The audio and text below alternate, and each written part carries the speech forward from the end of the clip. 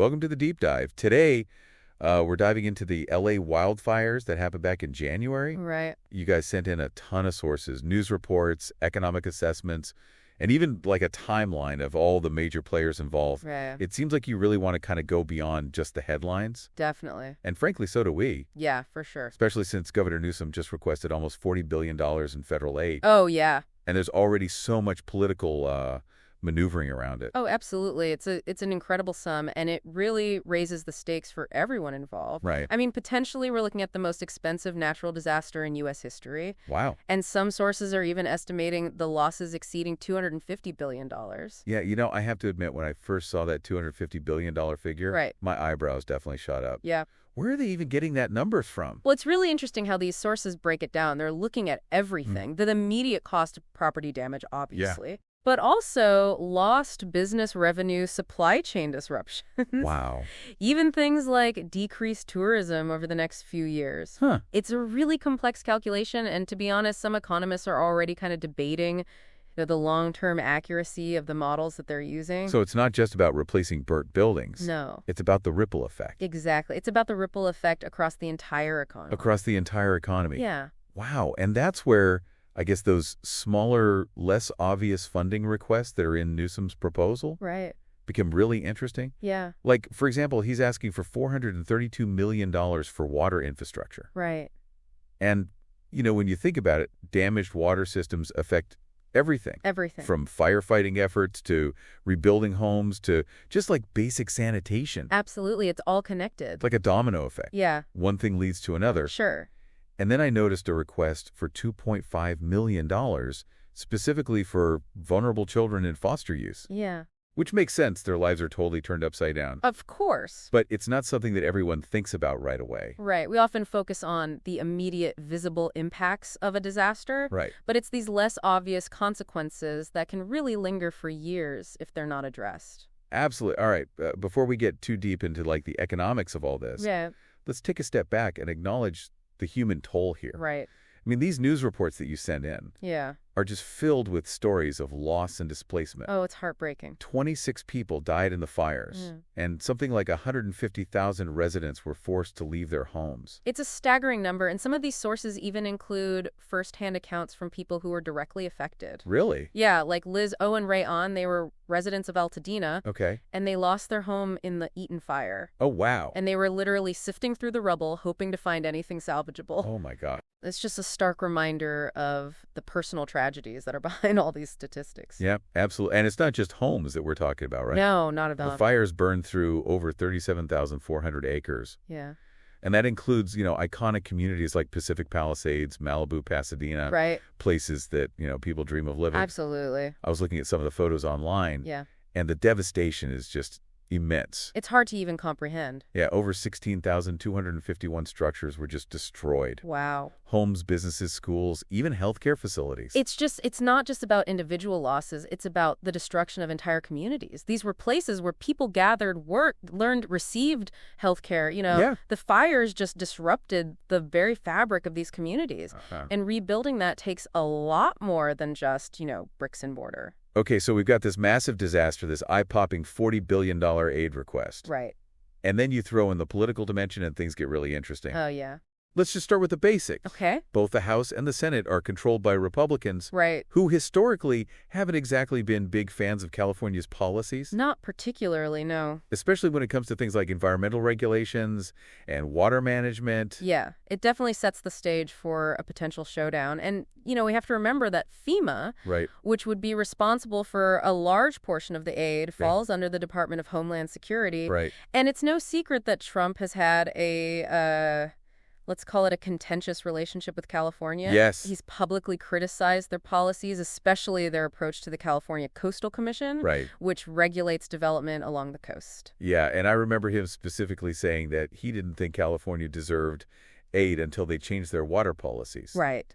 Which is not exactly a sign of someone who's eager to just write a blank check. Not at all. And then you have Rick Grinnell, who is a close Trump ally. Right. Coming out and saying that there will be conditions attached to any federal aid. Wow. Now, the exact nature of these conditions is still unclear, Right. but it's very clear that they intend to leverage this disaster to push their agenda. What kind of conditions are we talking about? Well, One possibility is defunding, Okay. or at least significantly restricting the California Coastal Commission, Right. which would be a major win for developers and a huge blow to California's environmental agenda. Right. Another potential target is California's complex water policies, Okay. which have been a source of conflict for years. Right. Trump has repeatedly criticized them, arguing that they're mismanaging water resources. And some sources are suggesting that they might try to go even further Yeah, and link the aid to completely unrelated policy changes, right. things like voter ID requirements. Yeah, which have been a major point of contention between Democrats and Republicans for years. Yeah.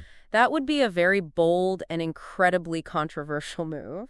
It would essentially be holding disaster relief hostage to extract concessions on unrelated political issues. Wow. It's a risky strategy. Yeah. But given the current political climate, it's not entirely out of the realm of possibility. So on the one hand, you have California, Right. desperate for this aid to rebuild. Yeah. And on the other hand, you have the Trump administration, Right. seeing this as an opportunity to exert leverage and push their own priorities. Absolutely. What a mess. Where does that leave Newsom? Well, he's in a tough spot. He Yeah. needs to secure this aid, Right. but he also needs to protect California's interests and values. Right. It's a very delicate balancing act. Yeah. And so far, he's been playing it cautiously. Okay. Publicly, he's been thanking Trump for his initial support, Okay. trying to avoid a public confrontation, Right. while also making it clear that California needs and deserves this aid. It's a high-stakes game of political chess. Oh, absolutely. And he can't afford to make any wrong moves. Right. It's not just about Newsom and Trump, is it? No, it's not. This whole situation is playing out against a backdrop of, increasing political polarization Right.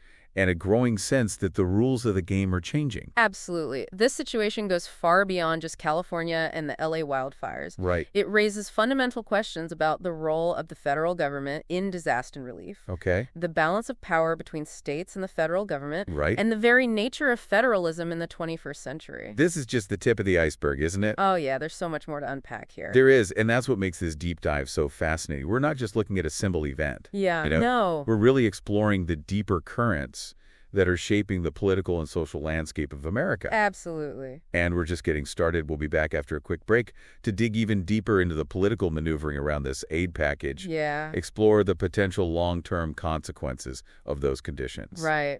And just consider what this all means for the future of disaster relief in the United States. Stay with us. Definitely.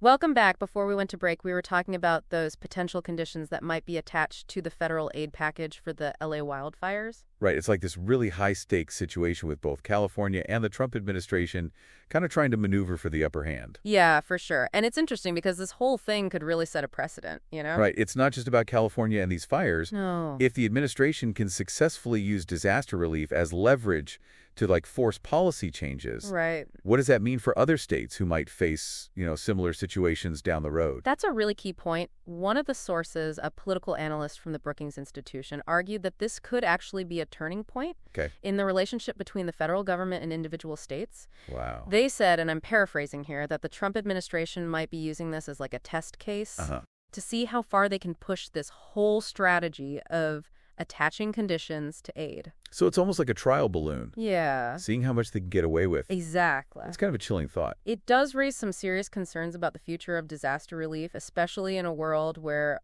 climate change is making these events more frequent and more severe. Right. I mean, imagine a scenario where states are constantly having to compromise their policies just to get the aid they need to rebuild. Right. It would create a whole new level of vulnerability, Exactly. especially for states that maybe don't perfectly align with the federal government's political agenda. Absolutely. And it also raises questions about the fairness of the system as a whole. Right. Should disaster relief really be used as a tool for political leverage? Right. Should the victims of a natural disaster be pawns in some larger political game? Those are some tough questions. And it's not even just about the potential conditions, is it? No, not at all. The sources also highlight the potential delays. That this whole political maneuvering could cause... Oh, for sure. And, time is of the essence after a disaster. Absolutely. People need help now. Right. Not, 6 months from now when the political dust settles. Every day that passes without adequate assistance means more suffering, more economic damage, and, more difficulty in rebuilding lives and communities. Right. One of the news reports actually quoted a small business owner in Malibu Okay. who said, "We're hanging on by a thread. We need help now." not empty promises. It's heartbreaking to think that these people who have already lost so much Right. are now facing even more uncertainty and hardship because of political gridlock. It really underscores the human cost of these political battles. Yeah. We're not just talking about some abstract policy debate. No. We're talking about real people, real families Right. who are struggling to cope with the aftermath of this devastating event. Absolutely. So we've talked about the political roadblocks, the potential conditions, the delays. Right. But what about the actual aid request itself? Right. $40 billion? It's a massive amount of money. Is it enough? Is it too much? Right.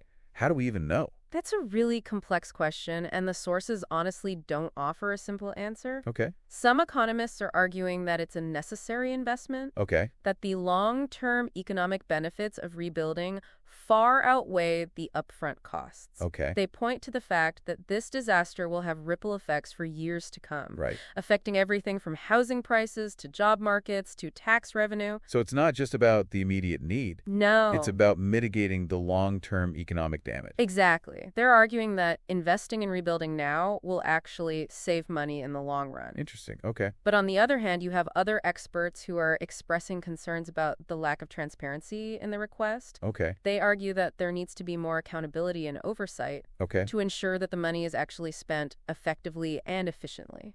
Yeah, that's a really valid point. After all, it's taxpayer money we're talking about. Exactly. People need to be assured that it's being used wisely.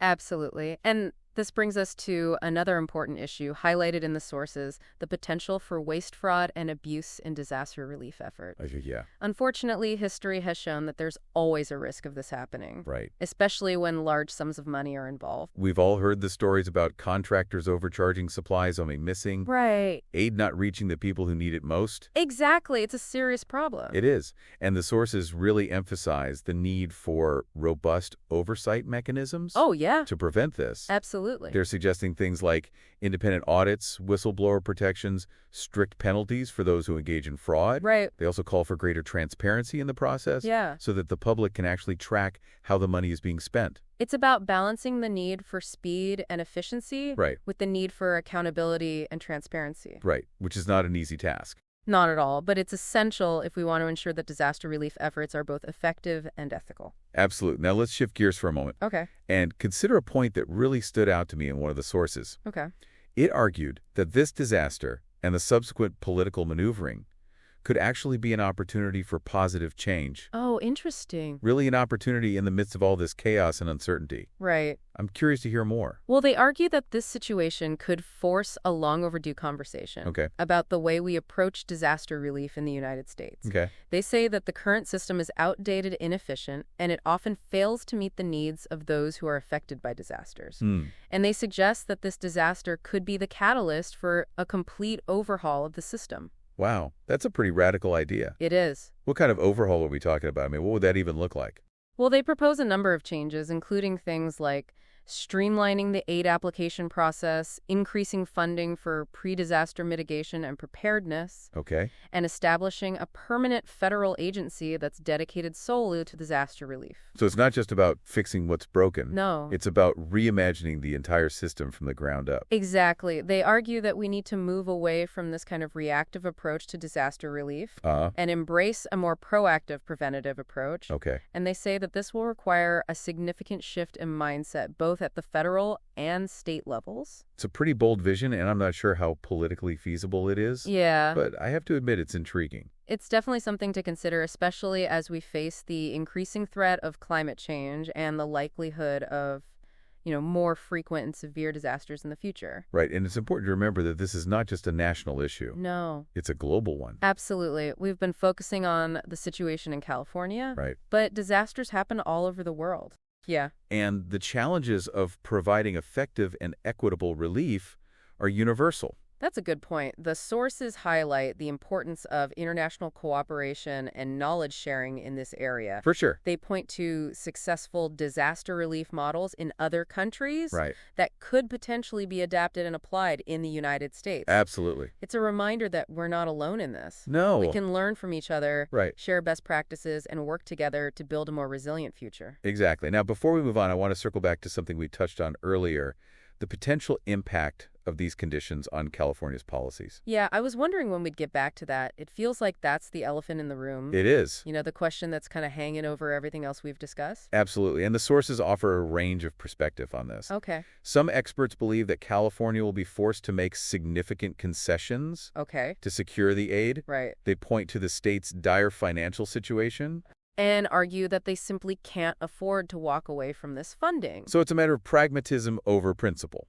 In a way, yeah. Choosing the lesser of two evils. Right, but it's not a simple calculation. Right. There are other experts who believe that California actually has more leverage than people think. Okay. They argue that the state's economy is so large and so important to the national economy that the federal government can't afford to let it fail. So it's like this high-stakes game of chicken, each side trying to outmaneuver the other, knowing that the stakes are incredibly high. Exactly, and the outcome of this standoff could have really far-reaching implications for the future of federalism and the balance of power between states and the federal government. We're talking about like a potential shift in the political landscape, not just in California, but across the entire country. It's a fascinating and potentially transformative moment, and it's something we'll be exploring in more detail after the break, along with the potential impact of this situation on the upcoming presidential election. Stay tuned. Okay, we're back for this final part of our deep dive into the LA wildfires and all the political stuff that's brewing around that aid request. Right. We've covered a lot of ground, the scale of this disaster, the economic fallout, those potential conditions that might be attached to the aid. Yeah. And where we left off, it sounded like things could really go either way. For sure. California could be forced to compromise. Right. Or they might hold firm and, call the federal government's bluff. It really is a nail-biter, and the sources don't give us a clear prediction on which way it will go. Right. But what's even more interesting is how this whole situation could impact the 2026 presidential election. Oh, wow. Yeah. Which, believe it or not, is already on the horizon. Okay, I have to admit, I haven't even thought about the next election yet. Right. But you're right, this could become like a major campaign issue. Oh, absolutely, especially if those conditions on the aid are seen as overreaching or politically motivated. Right. One source, a political strategist who was quoted in Politico, said that this has the potential to become a rallying cry for Democrats. Okay. Especially in swing states where disaster relief is, a key concern. Right. They could argue that Republicans are basically willing to play politics with people's lives, using disaster aid as a bargaining chip. But wouldn't Republicans fire back with their own arguments? Oh, of course. Something like California needs to get its own house in order before asking for a federal bailout. Exactly. They could frame it as a matter of fiscal responsibility, arguing that California's policies have made them more vulnerable to these types of disasters. Right. And that taxpayers in other states shouldn't have to, foot the bill for their mistakes. So it's like a messaging war just waiting to happen. Pretty much. And the way that this whole situation plays out could really have an impact on which party controls the White House after the next election. Absolutely. It's a fascinating example of how this seemingly localized event wildfire can have national political repercussions. Wow. And it speaks to that broader trend of increasing polarization in our politics, where even something like disaster relief becomes this partisan battleground. It's pretty disheartening, honestly. It feels like we can't even agree on helping people in need anymore. Yeah. Without turning it into like a political football. I understand that sentiment, but, let's not lose sight of the fact that there are also people working behind the scenes on both sides of the aisle who genuinely want to help California recover. Right. It's not all doom and gloom. Exactly. So let's say, for argument's sake, that California does manage to secure the aid without making any major concessions. Yeah.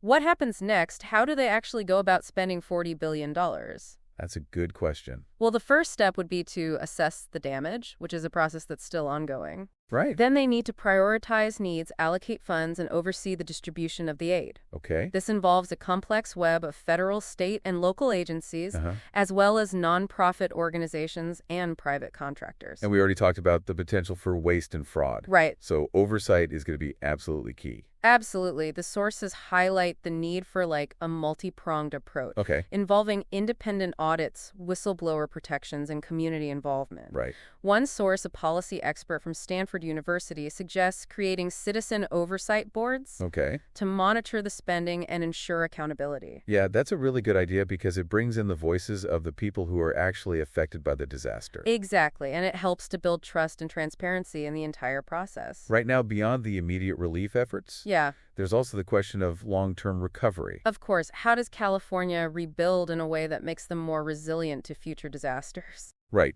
especially in a world where these events are likely to become more frequent and severe. Exactly. That seems like a huge challenge. Does. It is, and the sources offer a range of potential solutions. Okay. Things like stricter building codes, Right. investing in fire-resistant materials, Right. and creating defensible spaces around homes and communities. It sounds like we need a complete rethink of how we approach development and land management, Yeah. especially in areas that are prone to wildfires. Exactly, and it requires a shift in mindset not just among policymakers, Right. but among individuals as well. Okay. People need to be more aware of the risks, and they need to take responsibility for protecting themselves and their property. That's a really tough message to deliver, It is. especially after people have already lost so much. Right. But I guess it's the reality that we're facing. It is, and it highlights the importance of education and community engagement. Right. One source, an environmental psychologist, argued that we need to empower people with the knowledge and resources they need to make informed decisions about where they live and how they build. So it's not just about top-down solutions. No. It's about bottom-up action as well. Exactly. It's about building a culture of resilience where everyone understands the risks and is prepared to take action to mitigate them. Right. Now, before we wrap up, I want to circle back to one final point. Okay, let's hear it. The sources repeatedly emphasize that this disaster and all the political battles surrounding it should be a wake-up call. Okay. A wake-up call to the reality of climate change and the potential consequences. Yeah, it's easy to get caught up in the immediate drama of the situation. Right. And kind of lose sight of the bigger picture. Exactly. These wildfires are not an isolated incident. Right. They're part of a larger pattern of extreme weather events that are becoming more frequent and severe because of climate change. And that's a trend that's only going to continue unless we take drastic action to address the root causes. Exactly. And the sources urge us to view this disaster not just as a tragedy, but also as an opportunity to reevaluate our priorities, invest in sustainable solutions, and build a more resilient future. It's like a call to action. Yeah. A reminder that we can't afford to wait any longer. We need to act now, both individually and collectively, to mitigate the risks and adapt to this changing climate. That's the message I want to leave our listeners with. Okay. This deep dive has taken us on a journey through the complexities of disaster relief, the political battles, the economic challenges, and the human cost of this tragedy. Yeah. But ultimately, it's a story about resilience. Okay. About our capacity to learn, adapt, and rebuild in the face of adversity. It's a really powerful message, and one that I hope resonates with our listeners. Me too. We've covered a lot of ground in this deep dive, but the conversation doesn't end here. Right. Keep thinking, keep questioning, and keep pushing for a better future. Absolutely. Thanks for joining us. Thanks, everyone.